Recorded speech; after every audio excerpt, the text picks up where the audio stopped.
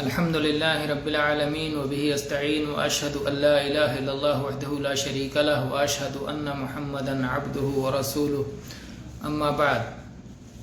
گرامی قدر مشاہدین، لا الہ الا اللہ کلمہ توحید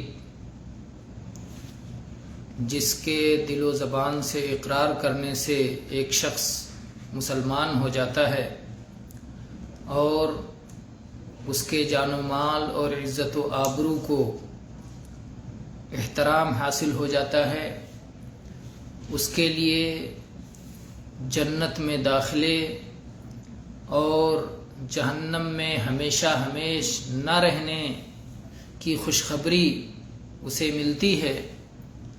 یہ سارے فضائل اور یہ سارے فوائد اسی صورت میں حاصل ہوں گے جب ساری شرطیں پائی جائیں اور ساری رکاوٹیں دور ہوں.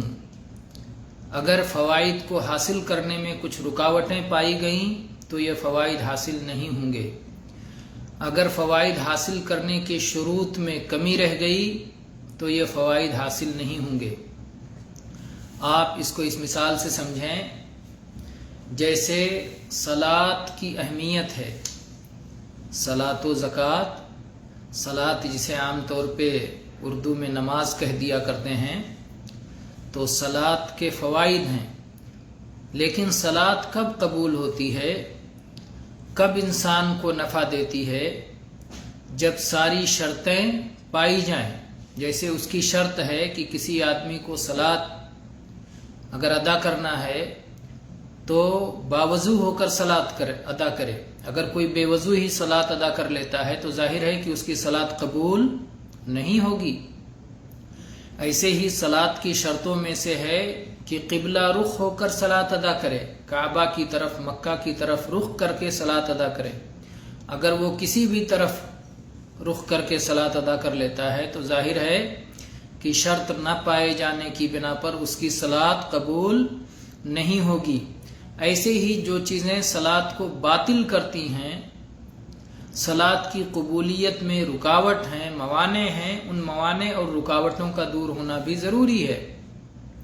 مثلا یہ کہ صلاۃ کے دوران بات چیت نہ کرے ورنہ صلاۃ ٹوٹ جائے گی. صلاۃ کے دوران ہنسے نہ، صلاۃ کے دوران کھانا نہ کھائے، پانی نہ پیے. تو یہ ساری چیزوں سے صلاۃ کے دوران بچے رہنا بھی ضروری ہے. اگر کوئی شخص صلاۃ ادا کر رہا ہے اور اس کے دوران یہ حرکتیں کر رہا ہے تو ظاہر ہے کہ اس کی صلاۃ سے اسے کوئی فائدہ نہیں ہوگا، کیونکہ اس نے موانع سے وہ بچا نہیں اور شروط اس نے پوری نہیں کیے. تو جب تک شرطیں پوری نہ ہوں اور جب تک موانع سے بچا نہ جائے تب تک صلاۃ سے فائدہ نہیں اٹھایا جا سکتا.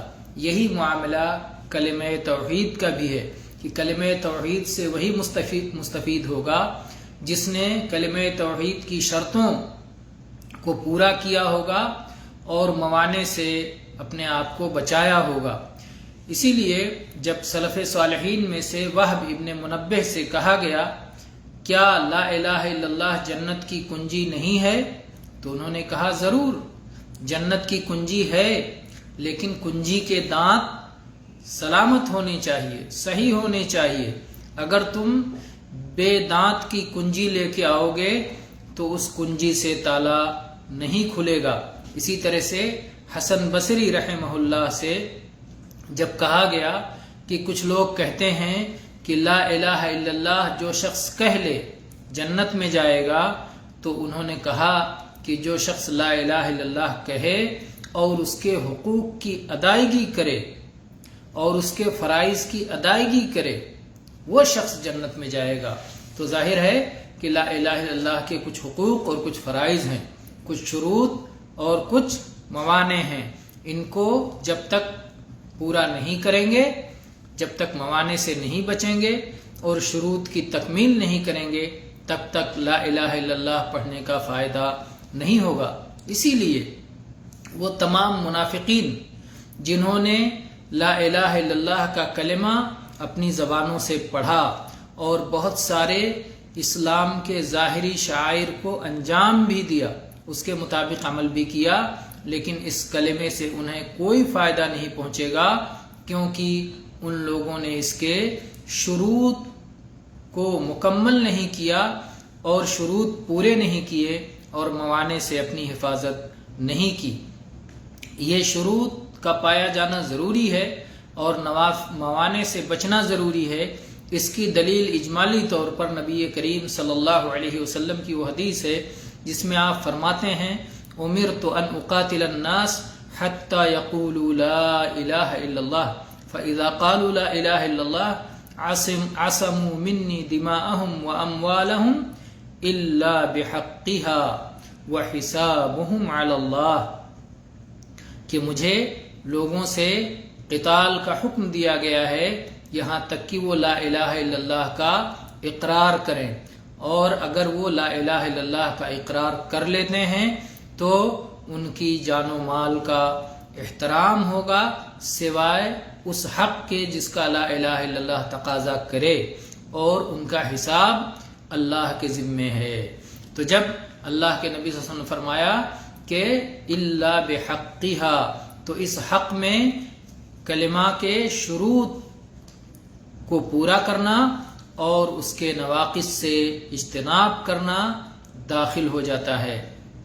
اس کلمے کی کتنی شرطیں ہیں انشاءاللہ ہم اگلے درس میں اسے بیان کریں گے۔ آج ان تمہیدی باتوں پر اکتفا کرتے ہیں۔ واللہ تعالی اعلم والحمد للہ رب العالمین وصلی اللہ علی نبینا وسلم۔